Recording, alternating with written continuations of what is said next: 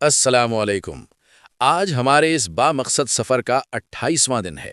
اس series کا مقصد صرف اصلاح یعنی سدھار اور دین کی صحیح سمجھ حاصل کرنا ہے۔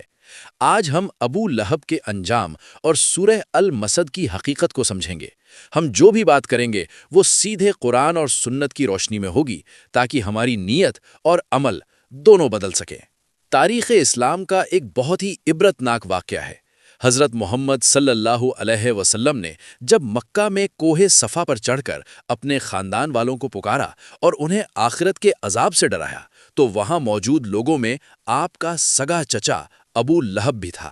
ابو لہب بہت امیر تھا۔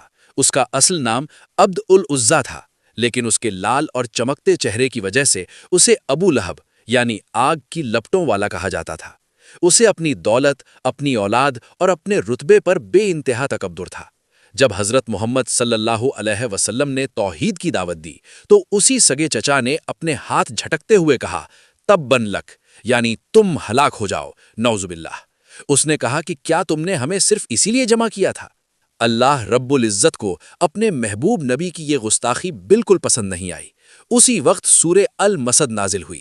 اللہ نے فرمایا، ٹوٹ گئے ابو لہب کے دونوں ہاتھ اور وہ خود بھی ہلاک ہو گیا۔ قرآن نے اسی دن اعلان کر دیا کہ نہ اس کا مال اس کے کام آئے گا نہ اس کی کمائی۔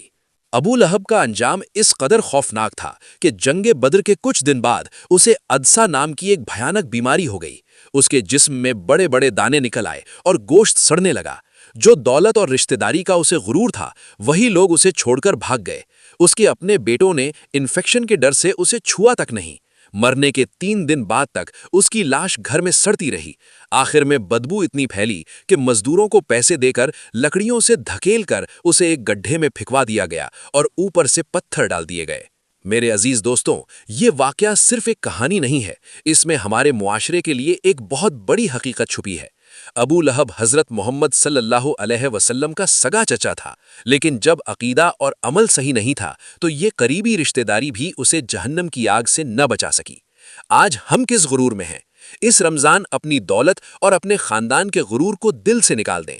آخرت میں صرف ہماری نیت اور ہمارے نیک اعمال ہی ہمارا وجود بچائیں گے۔ یا اللہ، ہمیں دنیا کی دولت اور تکبر کے فتنے سے محفوظ رکھنا، ہمارے اعمال کو سدھار